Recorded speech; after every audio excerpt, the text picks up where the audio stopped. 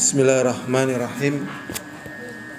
Assalamualaikum warahmatullahi wabarakatuh. Innal hamdalillah nahmaduhu wa nasta'inuhu wa nastaghfiruh wa na'udzu billahi min shururi anfusina wa min sayyiati a'malina. Man yahdihillahu fala mudilla lahu wa man yudlil fala hadiya lahu. Asyhadu an la ilaha illallah wahdahu la syarika lah wa asyhadu anna Muhammadan abduhu wa rasuluh. Allahumma salli wa sallim ala Muhammadin wa ala alihi wa ashabihi wa man tabi'ahum bi ihsanin ila yaumiddin wa ba'd. Al-hadirun rahimani wa rahimakumullah. Jadi kebahagiaan yang paling bahagia adalah tatkala hamba diberi kebenaran di dalam menjalankan agamanya, dan untuk benar di dalam menjalankan agamanya ini merupakan minnah, anugerah yang terbesar yang Allah Subhanahu wa taala berikan kepada hamba. Karena benarnya agama akan menjadikan benarnya amalan. Benarnya agama akan menjadikan benarnya dunia. Jadi baiknya dunia mengikuti baiknya agama. Rusaknya dunia menunjukkan rusaknya agamanya. Maka tatkala diberi kemudahan di dalam mendapatkan pemahaman, ilmu dan praktek di dalam menjalankan agama dengan benar, inilah hakikat daripada kenikmatan yang paling besar yang ada di dunia ini. Al-hadir rahimani wa rahimakumullah. Insyaallah dalam kesempatan kita kali ini kita akan membahas tentang syafa'ah. Dan permasalahan syafaat ini permasalahan yang sebenarnya sederhana, tetapi kemudian menjadi, ya, kalau nggak hati-hati bisa terpleset. Maksud hati ingin mendapatkan syafaat, tetapi kenyataannya kemudian Allah haramkan dia untuk mendapatkan syafaat. Al-hadirun azani wa azakumullah. Di sini disebutkan oleh Syekh Abdurrahman Nasir As-Sa'di. Jadi beliau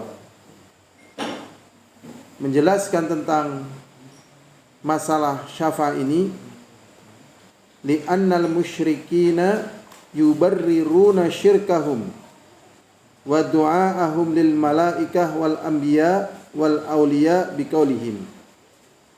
Jadi karena orang-orang musyrikin itu memperindah, maksudnya perkara yang salah, perkara yang dimurkai oleh Allah, itu dibangun menjadi sesuatu yang indah dari perbuatan syirik mereka. Berdoa kepada para malaikat, kepada para nabi, dan juga kepada para wali. Doa kepada siapa? Malaikat. Kepada para nabi dan pada wali, karena menganggap mereka itu akan memberikan syafaat. Syubhat yang mereka munculkan, yaitu pengkaburan yang mereka munculkan untuk membela kekeliruannya, kesalahannya. Nahnu nad'uuhum ma'ilmina annahum makhluqun wa mamlukun. Jadi pertama mereka mengakuin dulu ngaku. Jadi yang namanya salah sebenarnya sadar, tahu. Buktinya di sini tatkala mereka berdoa kepada malaikat diingkari, mereka ngaku. Sesungguhnya kami berdoa kepada para malaikat, para nabi dan para wali. Itu kami tahu bahwasanya itu semuanya adalah makhluk. Dan mereka semuanya itu dikuasai. Walakin haitsu, akan tetapi dari sisi innalahum indallahi jahan, bahwasanya mereka memiliki kedudukan di sisi Allah aziman yang tinggi, wa maqamatin aliyah, dan kedudukan yang tinggi, nad'uuhum, maka kami berdoa kepada mereka liyuqarribuna ilallahi sulfa, supaya mereka mendekatkan kami kepada Allah dengan sedekat-dekatnya.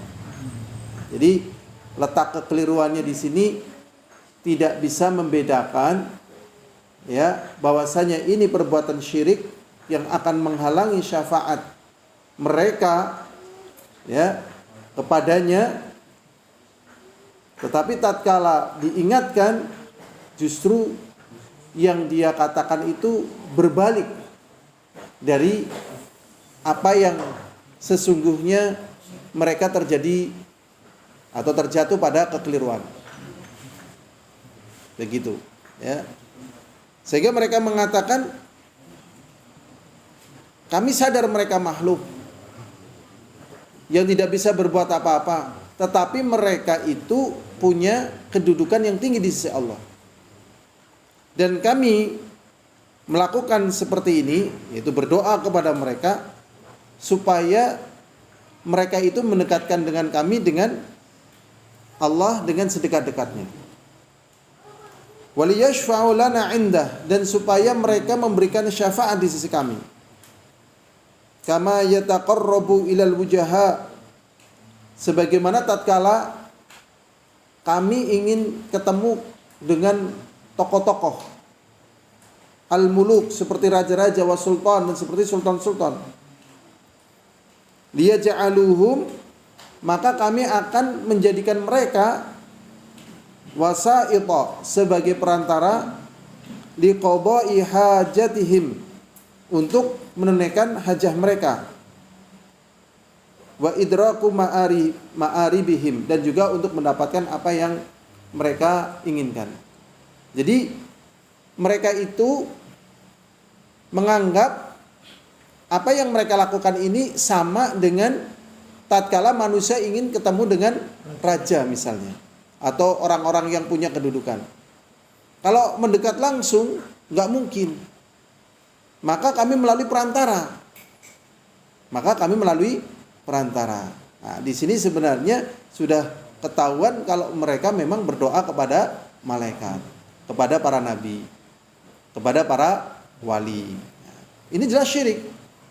Ya, berdoa kepada selain Allah jelas apa? Syirik. Nah, tetapi kesyirikan ini kemudian ditepis.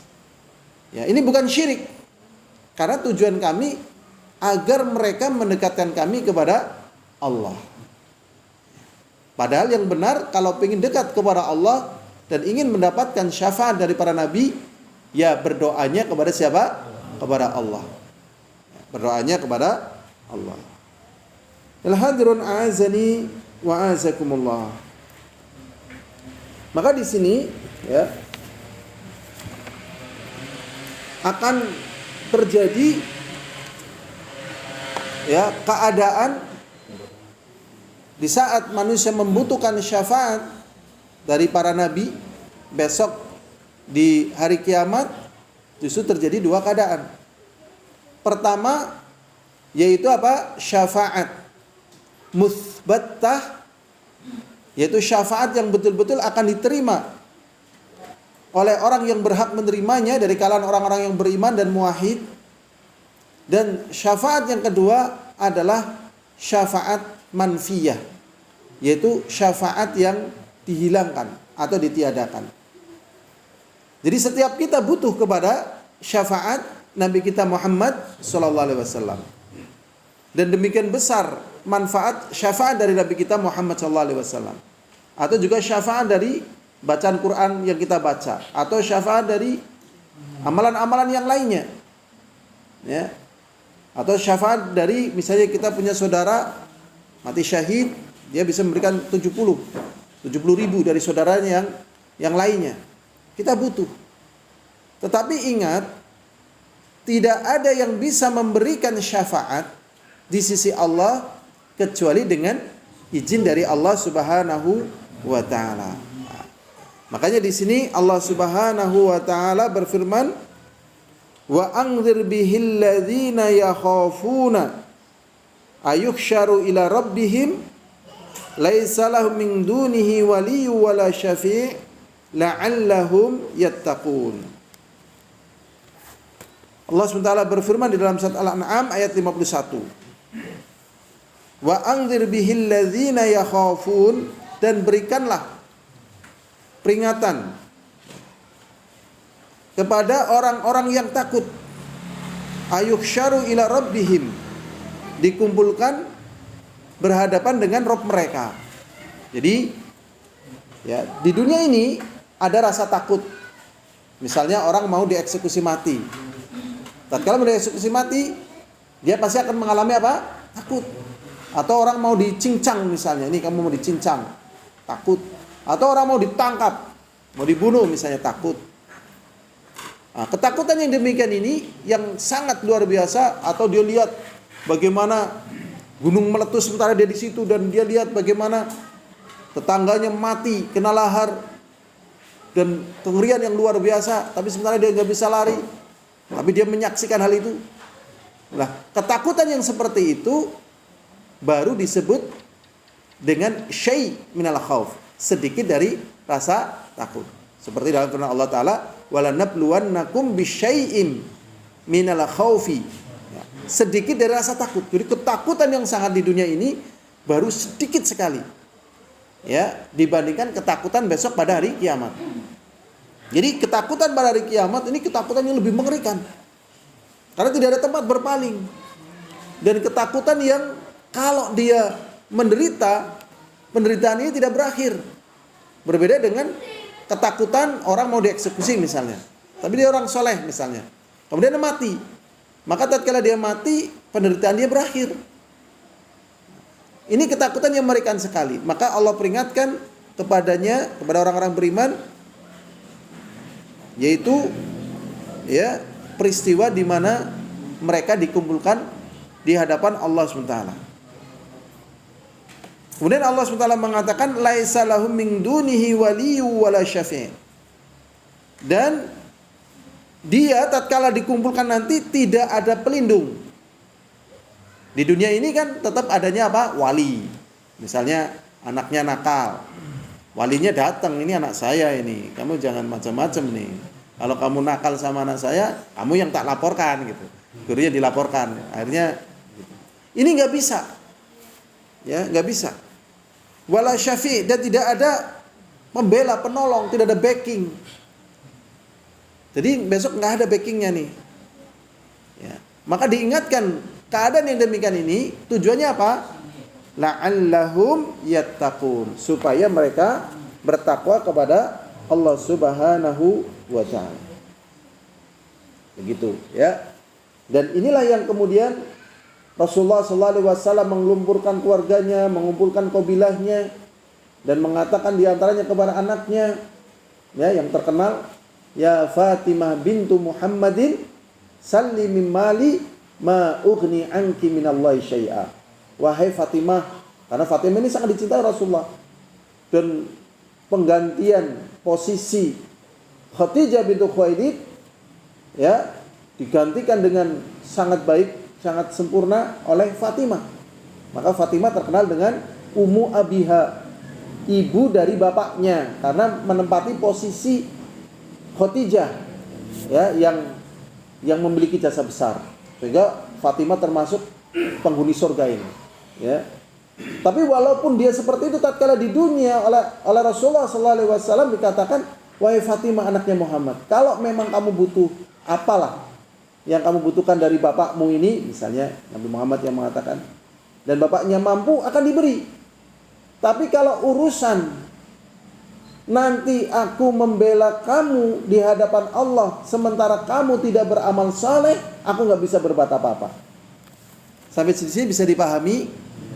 Berarti tatkala orang berdoa kepada Rasulullah dalam rangka meminta syafaat Rasulullah besok di akhirat, bisa apa tidak bisa? Tidak bisa.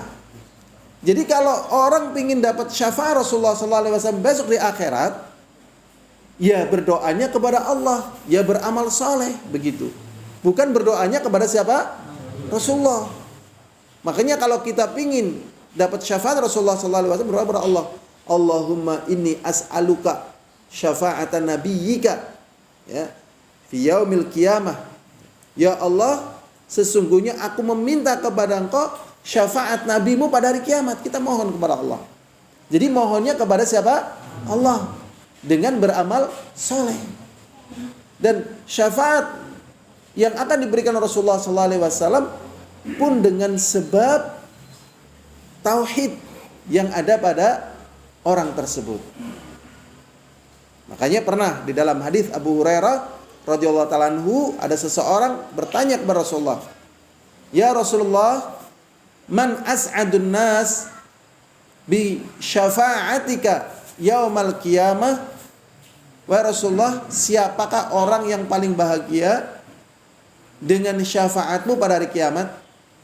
Rasulullah mengatakan, "Mengqala ya min ahlil kabair min ummati man qala la ilaha illallah sidqan min qalbihi." Rasulullah SAW mengatakan, ya para pelaku dosa besar dari kalangan umatku, dia melakukan dosa besar, melakukan dosa-dosa, tetapi dia juga memiliki tauhid. Dia mengucapkan kalimat la ilaha illallah, paham maknanya, paham konsekuensinya, paham maksudnya, sidqan min qalbihi, betul-betul jujur dari dalam hatinya. Itu yang paling bahagia. Itu. Jadi di sini untuk mendapatkan syafaat dari Rasulullah SAW, jalannya adalah dengan bertakwa, jalannya adalah dengan beramal soleh, jalannya adalah dengan ya mentauhidkan Allah Subhanahu wa ta'ala. Karena memang terjadi perbedaan antara makhluk dengan penciptanya. Ya, memang terjadi perbedaan. Sekarang kalau misalnya saya ketemu dengan presiden nggak kenal saya, tapi saya punya hubungan dengan orang yang bisa menjadi penghubung antara saya dengan presiden. Antara saya dengan apa? Presiden. Kemudian saya berbuat baik sama penghubung ini. Ya, kemudian penghubung ini menyampaikan kepada presiden misalnya, ya nyambung karena di dunia. Dan itu manusia dengan manusia, tetapi antara manusia dengan Allah ini berbeda. Yang Allah maukan kita langsung kepada Allah. Tetapi tatkala kita berdoa kepada Allah, beramal soleh kepada Allah dengan mengatakan Allah, sekuat tenaga kita, sekuat kemampuan kita, sekuat ilmu kita, bisakah kita sempurna di dalam beramal soleh? Bisa nggak? Ya mesti bolong. Itu mesti otomatis kelasnya kita lah ya. Sesoleh-solehnya kita ya banyak dosa ya nggak? Apa banyak pahala? Banyak dosa lah. Ya kita ngaku lah ya. Kalau pas lagi ngaji katanya sih khusyuk gitu ya. Tapi kok balik ngaji kesuwe ya angel dikendalikan ya. Apa? Janjane suara kelalen tapi nggak lagi kesuh. Nah, kadang kurang kontrol gitu. Padahal kan harus kontrol loh dalam segala hal. Ya, dalam segala hal kita harus kontrol. Karena dengan kontrol itu menunjukkan ketakwaan kita dalam berkata, dalam berbuat, bahkan dalam perkara-perkara yang halal. Ya, lagi kemaruk, ya, makan makanan yang halal banyak, kan kadang lepas kontrol sampai kekenyangan. Nah, kekenyangan ini kan juga tercela. Ya, kulu washrobu wala tusrifu, makanlah dan minumlah tapi jangan berlebihan. Ya, dalam masalah harta juga demikian. Ya, tidak boleh pelit, tapi juga tidak boleh boros. Tapi kalau lagi seneng kan brol-brolan. Ya, brol-brolan itu makanya ada orang mengatakan apa? Nyawer. Itu katanya orang kalau sudah seneng kan nggak ada nilainya ya. Lagi seneng burung, wah beli burung berapa banyak ya kan, beli kelabet itu sampai ada yang 500 juta loh beli kelabet. Akhirnya mati semua dan kelabetnya nggak laku, ya kan? Bener itu, nyata itu kelabet itu. Kemudian ada yang ya kayak gitulah ya, burung apa itu juga ada gitu kan, mahal, akhirnya mati. Ya, jadi untuk seperti itu enteng, karena didorong rasa seneng. Tapi begitu untuk agama Allah langsung, aduh, nah, ya kan, langsung kayaknya gimana gitu ya, masya Allah. Padahal yang untuk agama Allah itu bermanfaat.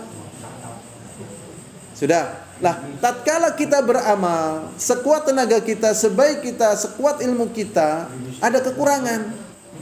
Tapi kita bertauhid, kita beramal soleh dan kita mohon kepada Allah, nanti akan didukung nih dengan sebab amal soleh tersebut.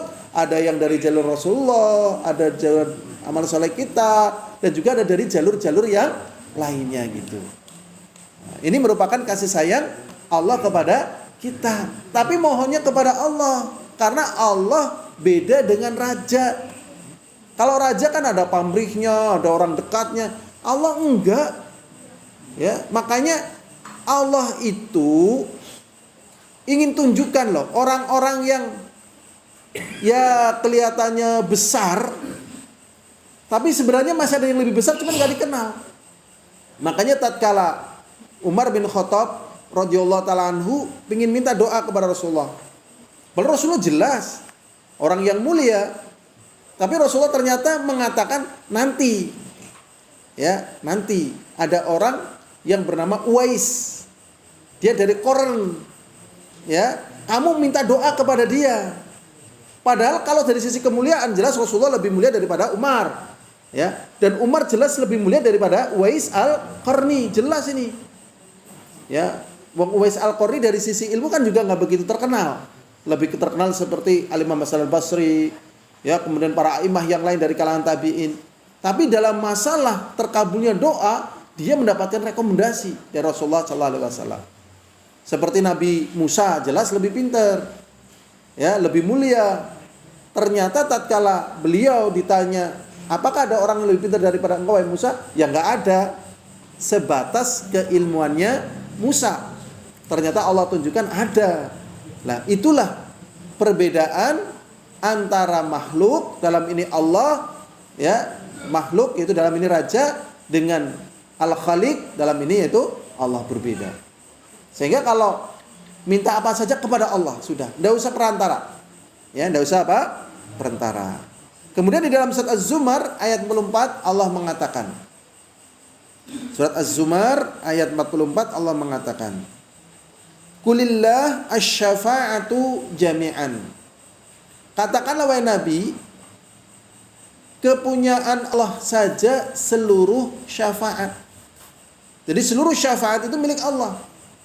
Adapun tadi ada nabi, ada amalan kita dan sebagainya, itu bisa memberikan syafaat kepada kita tentunya dengan izin dari siapa? Allah SWT. Kalau tidak diridhoi, tidak diizini Allah, tidak bisa.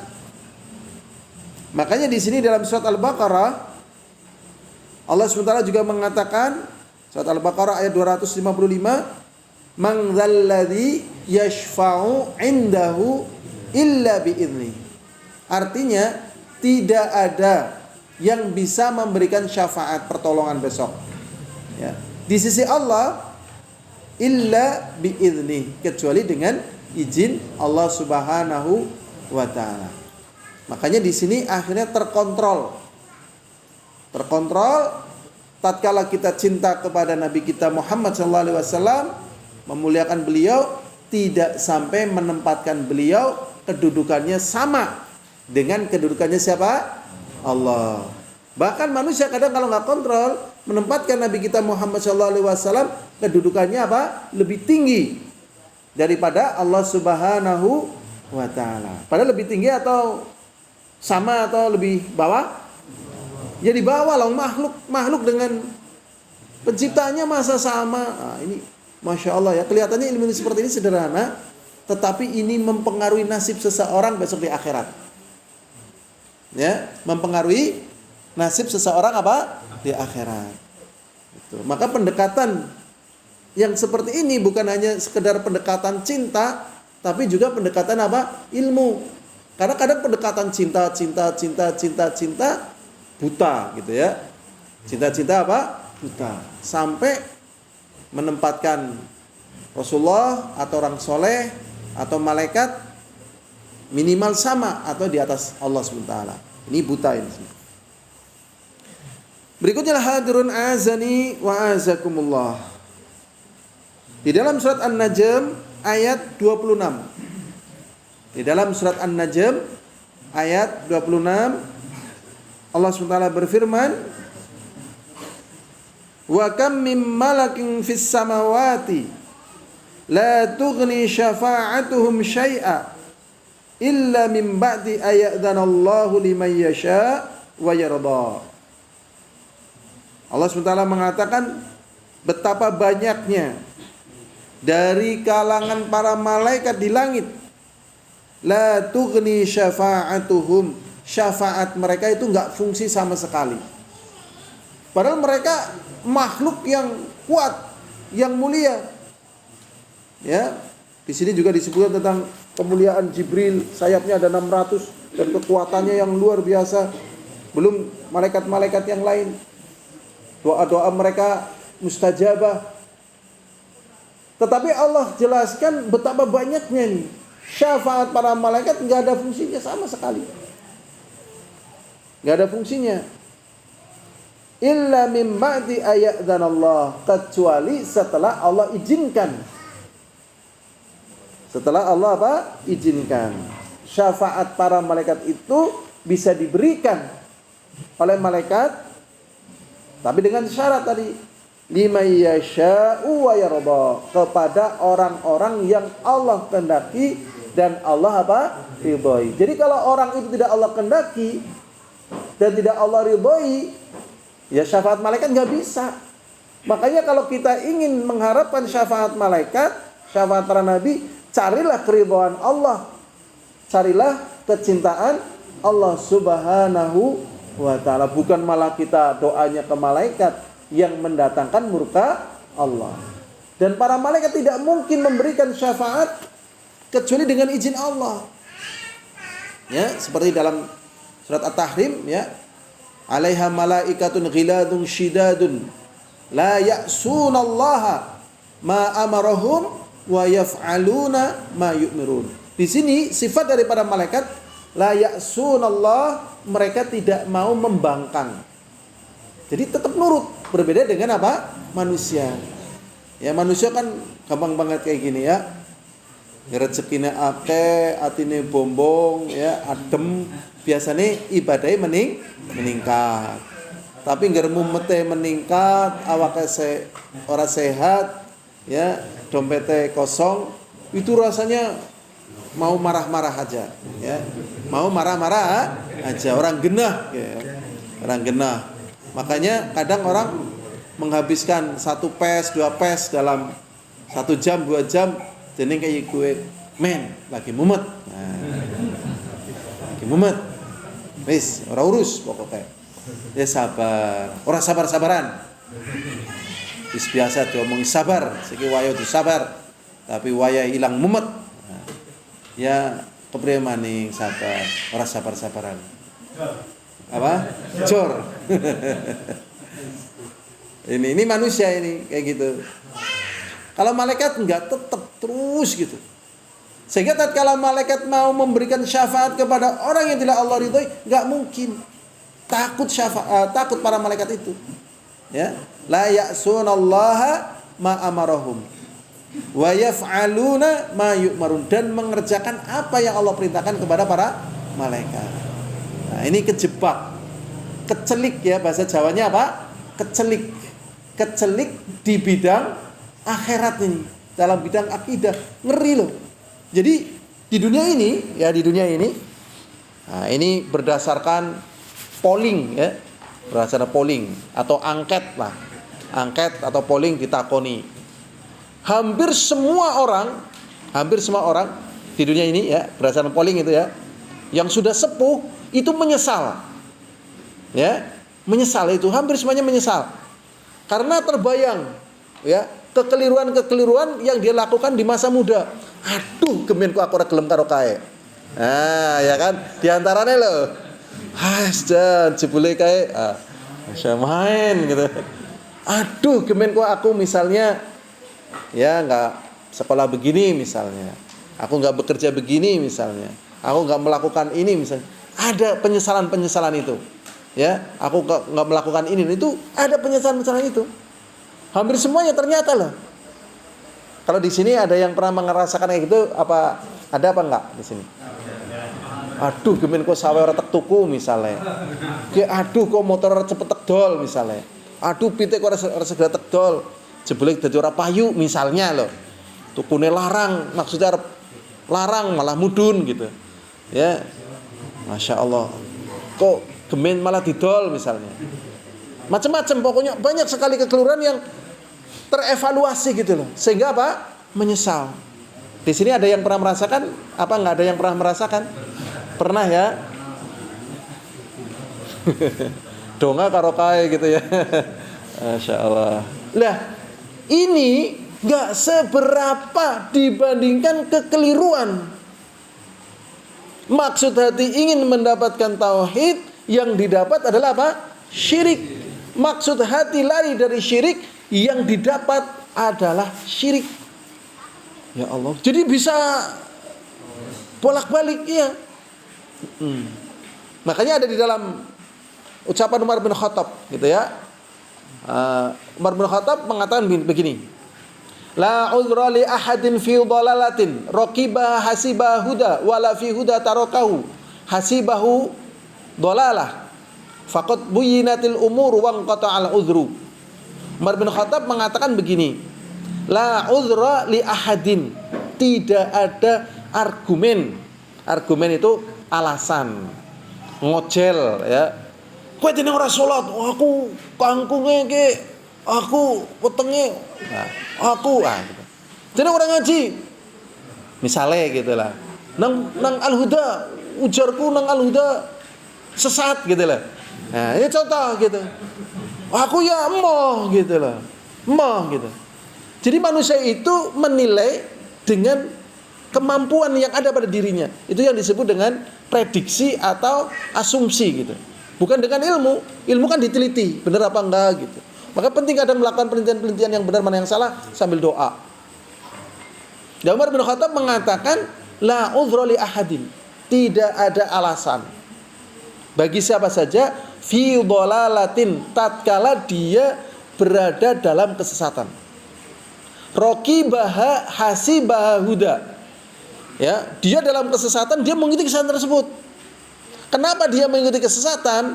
Hasibaha huda, karena dia menganggap kesesatan itu adalah petunjuk. Contoh, Mas bonceng gitu kan, bukan mahram loh. Umumnya diboncengkan atau nggak diboncengkan? Umumnya loh, tatkala kita ingin berbuat baik, umumnya loh bonceng. Awalnya perjalanan malam dari sini sampai Gombong masih aman. Dari Gombong sampai Purwokerto di Sumju mulai pikirannya macam-macam, mulai adem dan seterusnya. Bisa jadi nggak sampai Purwokerto, berhenti dulu di sini, wah, masya Allah. Itu sudah nanti kacau-kacau itu sudah. Ya, ini dari sisi hal seperti itu. Ya, jadi Raqibaha, dia mengikuti kesesatan tersebut karena apa? Hasibaha huda, karena dia menyangka yang kesesatan itu dianggap sebagai apa? Petunjuk. Ngeri loh sebenarnya, masya Allah. Ya, seperti maaf ini kita kasih contoh yang gampang. Kita kasih contoh yang gampang. Tuh, ada orang mabok-mabokan misalnya, sambil makan barang haram itu, ya, dan dia nggak mau sholat tuh. Kalau kita ingkari, kita dapat pahala nggak? Dapat pahala. Kalau kita obrak-abrik, ini termasuk jihad atau maksiat nih? Jihad. Kalau jihad, kalau misalnya kita mati, apa pahalanya? Surga. Udah sikat aja, gitu kan? Wah, dibres gitu kan? Lah, padahal di sini ada sisi kesalahan. Ini butuh pendalilan yang benar. Ada pemerintah, ada macam-macam ini. Dan ada kaidah-kaidah di dalam mengingkari kemungkaran. Jadi kemungkaran itu tidak boleh diingkari kalau memunculkan kemungkaran yang lebih besar. Jadi ya memang zaman kita nggak beda dengan zaman dulu. Zaman dulu saja, nih ya. Karena gini ceritanya nih, ini zaman dulu nih. Rasulullah mendengar ada seorang anak ngaku sebagai nabi, namanya Ibnu Soyad. Gitu. Umur 10 tahun nih, dia itu Ibnu Soyad. Akhirnya coba Rasulullah SAW dengar, penasaran nih, ada anak kok ngaku nabi ini, gimana ini gitu. Akhirnya ngajak Umar bin Khattab, ayo Umar kita lihat dari jauh. Iya betul, main gantung-gantung kayak gitu ya. Ya jenenge bocah gitu kan, gandulan karena ini. Akhirnya setelah itu, wah ini Ibnu Soyad deketi. Kemudian Rasulullah berkata, atashhadu anni Rasulullah SAW. Wahai Ibnu Soyad, apakah kamu menyaksikan bahwasanya aku adalah Rasulullah SAW? Maksudnya Rasulullah mengatakan kepada Ibnu Soyad, ya, apakah Ibnu Soyad mau mengakui Nabi Muhammad sebagai Rasul? Jawab Ibnu Soyad, bagaimana? La, saya tidak mengakui kamu sebagai Rasulullah. Bal anta tashhaduni anni Rasulullah SAW. Anni Rasulullah. Bahkan kamu harus menyaksikan aku ini adalah utusan Allah. Bayangkan, nyeleketek atau kurang ajar? Coba bayangkan. Ini yang dihadapi Rasulullah atau siapa coba? Rasulullah jelas jagoan, pinter, hebat dan seterusnya. Umar juga demikian. Akhirnya Umar langsung begini, seret. Da'ni ya Rasulullah, adribu unuqah. Biarkan aku ya Rasulullah, tak rapikan lehernya. Lah, merapikan leher di zaman itu belum ada HAM, belum ada pengadilan, belum ada pengacara-pengacara, enggak ada. Justifikasi enggak ada. Siapa yang kuat itu yang menang zaman dulu. Kan kita belum pernah dengar ada zona eksklusif, zona ini kan enggak ada. Hukum internasional enggak ada. Zaman dulu siapa yang kuat itu yang menang. Kalau zaman sekarang ada zona ini, zona itu, yang melanggar peraturan perang kena sanksi. Itu kayak gitu saat ini. Zaman dulu enggak ada. Bersamaan zaman dulu seperti itu, Umar bin Khattab yang pemberani dan pedangnya beratnya 30 kilo, pedangnya 30 kilo loh. Pedang kita coba ditimbang besok berapa kilo? Kira-kira berapa kilo pedang kita? Setengah kilo. Saya udah pernah nimbang pedang saya setengah kilo. Ya pedangnya setengah kilo, babat pringnya ora rampung-rampung. Wis pedangnya kodol, enteng. Sing nyekel juga tenagane setitik. Ya jadi copot doang gede ya, landep, tangannya kuat kayak gitu. Loh ini baru jeleng gitu lah. Itu rapih sudah. Ternyata jangan wahai Umar, dilarang coba. Ini di masa Rasulullah dan masih banyak kejadian-kejadian, jangan. Apakah waktu tidak memungkinkan? Mungkin. Apakah tidak mampu? Apakah karena adanya hukum? Nggak ada hukum. Tapi dengan pertimbangan-pertimbangan ini mudarat. Misalnya dibunuh juga nggak nyelesain masalah. Jadi tidak semua dalam perkara-perkara syariat itu bahasa Jawane dipahami dengan lonjong botor. Apa tuh sih anak istilah lonjong botor? Wisarana ya, kita zaman yang cilik. Lonjong botor tahu lonjong botor? Lonjong botor itu artinya ya misalnya kayak gini loh. Kan Nabi duwe syafaat gitu kan? Ya, dan yang lain juga ada yang punya syafaat. Lah tatkala kita butuh syafaatnya Nabi, ya njaluk bareng Nabi. Ini namanya lonjong botor gitu. Padahal tatkala kita butuh syafaatnya Nabi, mintanya kepada Allah dan beramal soleh, baru nanti Nabi dengan izin Allah akan memberikan syafaat. Zaman dulu istilahnya lonjong botor. Di sini masih ada nggak? Nggak ada ya, masya Allah. Beda desa, beda istilah. Ya. Kenapa? Nggih, botor isi kecipir. Wis kelalen lho nggih. Bayangkan lho. Tembe wingi wis kelalen, wis beda istilah. Ya Allah, Pak Guru mana? Ya Allah, memang ya enak ya ngalami zaman dulu ya. Kita mengalami zaman banyak peralihan. Kita lanjutkan lagi lah hadirun azani wa azakumullah. Kemudian di dalam surat Saba ayat 22 sampai 23. Di dalam surat Saba ayat 22 sampai 23. Allah SWT mengatakan qul id'ul ladzina za'amtum min dunillah la yamlikuna mithqala dzarratin fis samawati wala fil ardi wama lahum fihima min syirkin wama lahu minhum min dhahirin wala tanfa'u syafa'atu 'indahu illa liman adzina lahu. Allah SWT nantang gitu loh. Ya, nantangnya ya di akhirat. Karena kalau di dunia manusia nggak percaya.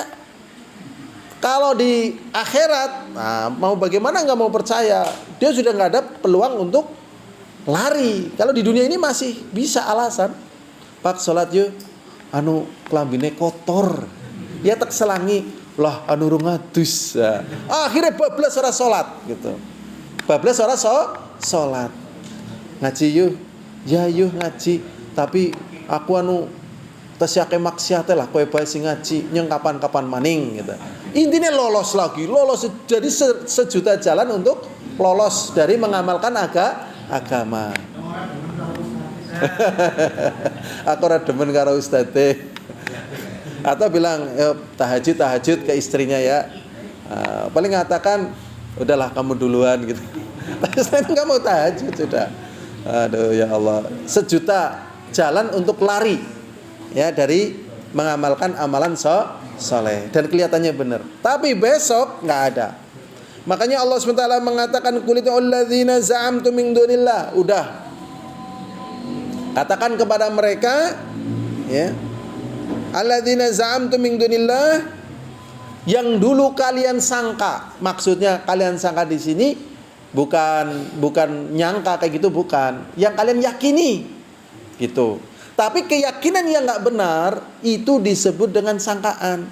Kenapa kamu tatkala kepengin nomornya tembus ya, atau kepengin macam-macam lah ke kuburan gitu kan? Nah, karena dia meyakini itu yang akan bisa mengabulkan, ya. Dia meyakini itu yang bisa mengabulkan. Lah keyakinan itu karena tidak benar disebut dengan apa? Sangkaan gitu. Sangkaan. Panggil ya sesembahan kalian yang kalian sangka dari selain Allah bisa menolong kalian, bisa menjawab permohonan kalian. La yamlikuna mithqala dzarrah. Ternyata dia tidak mampu. Ya, tidak mampu walaupun seberat biji dzarrah, biji yang paling kecil. Ya, kadang diistilahkan dengan atom. Tapi sebenarnya bukan atom ya, dzarrah, biji yang paling kecil. Karena penalaran itu kan dengan sesuatu yang pertama nalar gitu dan mudah. Tapi kalau atom, coba kita sendiri belum pernah lihat atom. Katanya ini terdiri dari atom, dari partikel, dari atom ini terdiri dari neutron. Alah jere, ya kan? Kecuali yang ahli nuklir loh. Mungkin dia akan mengetahui. Tapi kan yang real setiap kita, baik yang gaptek atau yang ahli teknologi, baik yang sekolah ataupun yang awam dan seterusnya, semuanya dari zaman ke zaman tahu biji dzarrah memang biji yang kecil tanpa belajar gitu. Sehingga yang Allah SWT umpamakan dengan sesuatu yang sangat mudah dinalar. Jadi tidak mampu walaupun sebesar biji dzarrah. Biji dzarrah itu tidak bisa. Fis samawati, baik di langit, wala fil ardi, ataupun di bumi.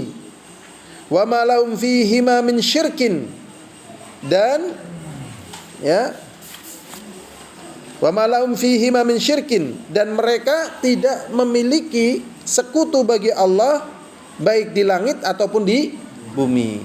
Jadi maksudnya tidak ada yang bisa untuk disekutukan dengan Allah baik di langit ataupun di bumi. Yang namanya sekutu itu dengan yang semisal. Sementara antara Allah dengan makhluknya jelas tidak semisal. Misalnya kita disekutukan dengan kucing atau dengan anjing, ya, atau dengan binatang-binatang yang lainnya, tentu tidak sekutu. Sekutu kita ya dengan orang yang selevel dengan kita lah, baik nalarnya, keinginannya gitu. Ya, tatkala disekutukan dengan yang lebih bawah ya nggak bisa. Ya. Wa malau minhum min zahir, dan dia tidak memiliki penolong. Kemudian Allah SWT mengatakan wala tanfa'u syafa'atu indahu illa liman adzina lahu, maka tidak akan bermanfaat syafaat mereka itu semuanya di sisi Allah Jadi yang diharapkan syafaat mereka nanti di hari kiamat, ternyata tatkala sudah datang masanya bertemu dengan Allah, syafaat yang diharapkan itu tidak ada gunanya. Yang berguna adalah syafaat yang Allah berikan kepada hamba-hambanya, yang Allah ridhoi dan Allah cintai. Ya, berarti mereka itu adalah orang-orang yang diberi izin untuk memberikan syafaat kepada hamba Allah tadi. Maka di sini dikatakan illa liman adzina lahu, kecuali ya syafaat yang diizinkan oleh Allah untuk diberikan kepada mereka. Kalau Allah tidak izinkan maka tidak dapat. Nah, ini ya kecelik yang luar biasa. Ya. Saya pernah dengar satu hadis ya tentang orang mandul. Tentang orang apa? Mandul. Rasulullah bertanya, siapakah di antara kalian yang tahu orang yang mandul? Ya, Akim itu mandul. Kemudian dijawab, orang yang mandul adalah orang yang nggak punya anak, ya kan? Ya nggak? Orang mandul kan orang yang nggak punya anak, ya apa tidak? Iya. Kalau jawabannya kayak gitu, pasti semua orang tahu. Yang namanya mandul yang nggak punya anak, itu pasti tahu. Pasti tahu kayak gitu. Kemudian Rasulullah SAW menunjukkan yang namanya mandul itu adalah orang yang punya anak, tetapi anaknya tidak bisa menyelamatkan orang tuanya besok di hari kiamat. Kecelik ini namanya. Makanya orang kan seneng banget loh. Nih maaf ya. Misalnya wiskon pentas sembarangan buka aurat ya kan, seneng banget di foto-foto dan sebagainya, joget-joget ya kan, musiknya wah masya Allah, semakin tenar semakin bangga ya kan. Aduh, astagfirullahaladzim. Padahal hakikatnya itu apa? Mandul, gak fungsi gitu loh, gak fungsi. Yang fungsi sebagai anak ya kalau soleha. Makanya yang punya anak cantik hati-hati loh, karena cantik secara umum punya daya tawar, punya daya tarik. Iya. Kadang yang pinter kalah sama yang cantik. Ini bener di banyak sekolah, perusahaan itu nggak butuh pinter, butuhnya cantik.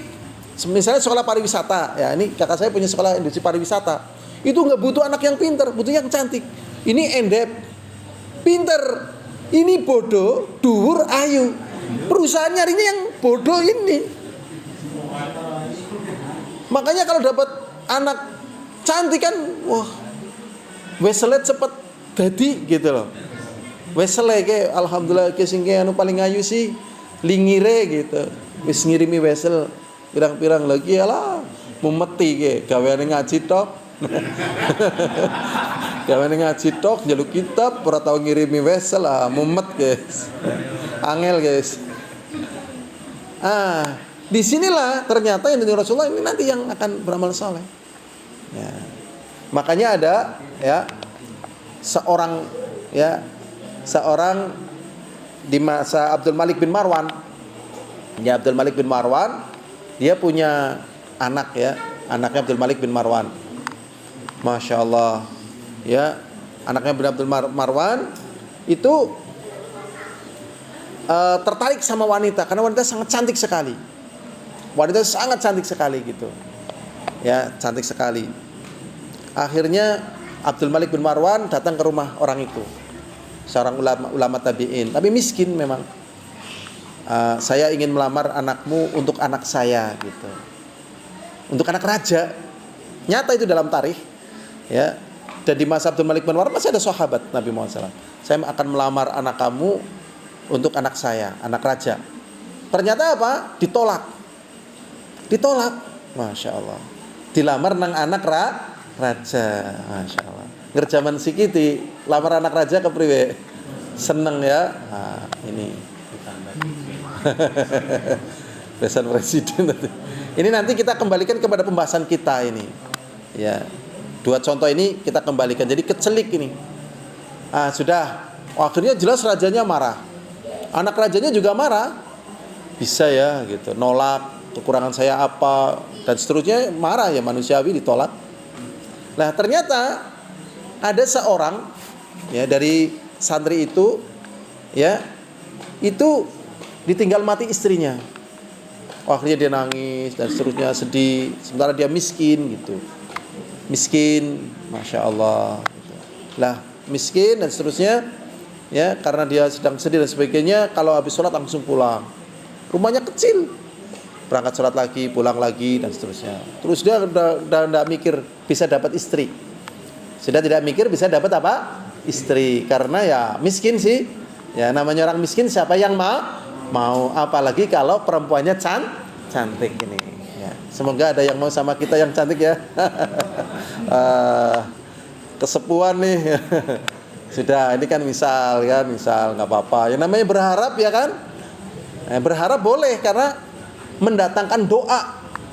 Ya, makanya Rasulullah bertanya, bolehkah kita berharap kaya? Boleh, karena kalau kita berharap kaya itu membawa kita kepada apa? Doa. Gitu. Mohon, sudah. Akhirnya orang ini dicari sama ulama tersebut. Kenapa kamu nangis? Kenapa kamu pulang? Dia nggak mau bukakan pintu, nangis sedih, baru tinggal mati istrinya dan seterusnya. Tolong bukakan pintunya gitu. Dan begini terus dibuka. Ternyata anak perempuan yang cantik itu sudah dibawa. Ini anakku akan aku nikahkan dengan dirimu gitu. Ya, dapat kayak gitu gimana? Kan nggak masuk akal kan? Ditutup lagi pintunya, nangis lagi. Akhirnya pulang. Terus sampai 3 kali, sampai akhirnya ngomong, ini betul-betul anakku akan aku nikahkan dengan kamu. Lah terus akhirnya cerita, bagaimana mungkin engkau dilamar sama Abdul Malik bin Marwan, kamu tolak. Padahal anaknya kaya, pintar dan seterusnya, sedangkan aku, nah keadaannya seperti ini, mana mungkin, nggak mungkin gitu. Kamu melecehkan saya? Enggak. Kenapa saya menolak ya lamarannya Abdul Malik bin Marwan dan aku ingin menikahkan anakku dengan dirimu? Karena aku tidak ingin ya dikalungkan gitu ya api neraka di leherku.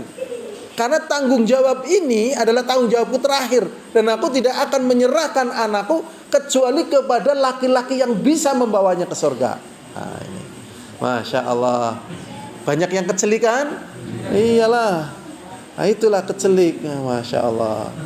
Ya, makanya perhitungan itu, ya, perhitungan itu untung dan rugi sebenarnya yang paling kuat dan yang paling benar adalah takwa.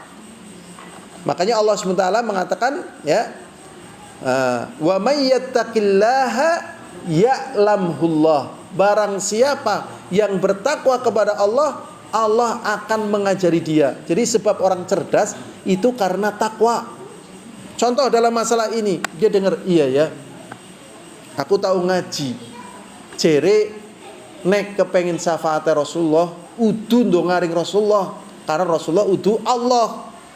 Ya, tapi Rasulullah kue utusane Allah diciptakan. Tapi nek kepengen syafaat Rasulullah, kondongane aring Allah SWT. Apalagi tambah ngaji.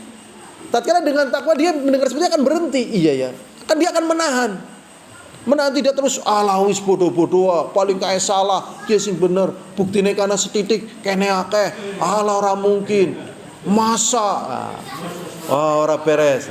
Lah, disinilah letak kemungkinan yang paling besar terjadinya tadi, kecelik tadi. Ya, maka di dalam bab ini sebenarnya merupakan contoh-contoh betapa mahalnya hidayah, mahalnya ilmu, mahalnya ya tatkala seseorang berada di atas kebenaran agama Allah Subhanahu wa taala. Ini saja yang bisa kita pelajari dalam pertemuan kita kali ini.